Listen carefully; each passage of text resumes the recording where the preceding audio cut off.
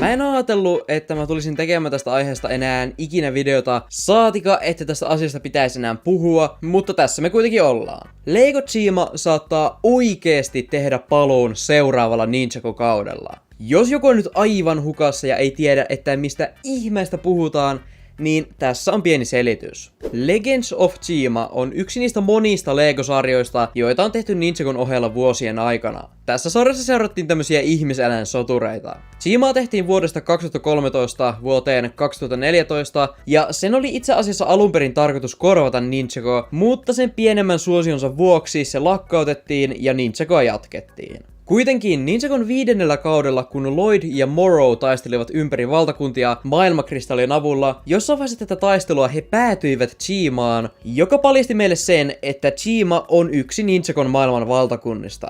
Joten kun Dragon Rising alkoi, niin porukka alkoi tietenkin heti teorisoimaan sitä, miten Chima tulee tekemään paluun Ninjagossa, koska tämän sarjan idea perustuu siihen, että kaikki valtakunnat on yhdistynyt, mukaan lukien Chima, ja yksi tämän sarjan merkittävimmistä paikista on kirjaimellisesti tiikeri-ihminen, jonka kaltaisia hahmoja me nähtiin Chimassa. Lopulta kuitenkin paljastui, että Chiman valtakunnan nimi on oikeasti Wildness, ja Chima on vain yksi osa sitä. Dragon Risingin aikana on kuitenkin ollut pieniä viittauksia Chimaan, mutta sillä ei ole ollut mitään sen isompaa roolia. Ja niin mä ajattelinkin, että se tulisi pysymään. Mutta nyt asiaan on saattanut tulla muutos. Nimittäin nyt pitkän ajan jälkeen me ollaan saatu taas pientä vihiä siitä, että ehkä Chima saattaisi sittenkin jossain muodossa vielä palata Dragon Risingin aikana. Nimittäin tässä on lista ensi vuoden Lego Polybageista, ja yksi näistä on Rasin Tigeri Speedor. Speedorit on siis tämmösiä pieniä ajoneuvoja, joita Chiman hahmot käytti. Ja Raz on nyt siis saamassa semmosen,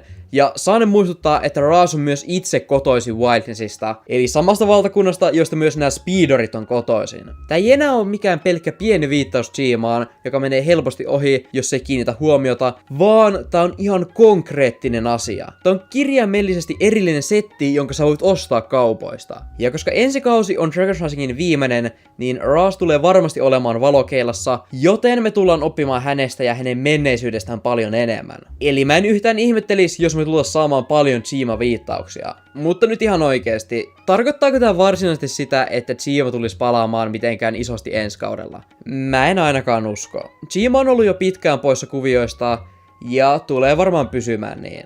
Tekijät on sanonut, että ne haluaa kunnioittaa Chimaa, mutta mä en usko, että ne menis niin pitkälle, että ne esimerkiksi toisi jotain hahmoja Chimasta Dragon Risingiin. Tämmöiset pienet viittaukset on mun mielestä ihan tarpeeksi. Niiden avulla pystytään kunnioittamaan Chimaa niin, että kahden sarjan välillä ei tarvi alkaa tekemään mitään erityistä crossoveria. Chima kuitenkin loppui jo yli 10 vuotta sitten, joten musta olisi vähän outoa, jos sille yhtäkkiä annettaisiin joku iso rooli ihan toisessa sarjassa. Mutta onhan tää koko juttu kumminkin todella siistiä, ja ei voi muuta kuin arvostaa tekijöitä näistä pienistä jutuista, joita ne vaivautuu tekemään. Mutta nyt kun tässä puhutaan Chimasta, niin mun on pakko tunnustaa teille yksi juttu. Mä en oo koskaan kattonut tätä kyseistä sarjaa. Mä tiedän, että tää saattaa kuulostaa hullulle, kun ottaa huomioon, että mä kirjaimellisesti teen sisältöä Lego-sarjasta, niin vois ajatella, että mä oisin kattonut yhden isoimman Lego-sarjan, mitä on ikinä tehty. Mutta ehkä siltä varalta, että me tullaan näkemään lisää Chima-viittauksia Ninjagossa, niin mä voisin katsoa sen joskus tässä lähitulevaisuudessa. Sittenpähän mä en ainakaan missais mitään niitä viittauksia.